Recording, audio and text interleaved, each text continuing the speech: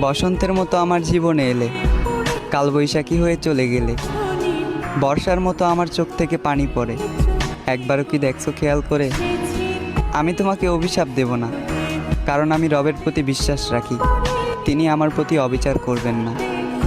ছোট থেকে মায়ের যত্নে বড় হলাম, জীবনের যৌবনে এসে তোমার যত্নে করা পরিকল্পনায় ধ্বংস হলাম।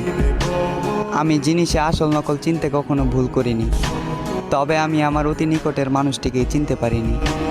সবাই বলে পৃথিবীতে বিষাক্ত নাকি সাপ হয়, আমি বলি বহুরূপী মানুষগুলা সাপের থেকেও বেশি বিষধর হয়। আফসোস, সাপকে দূর থেকে চেনা যায়, বহুরূপী মানুষগুলা কাছ থেকেও চিনতে পারাটা বড্ড দেয়।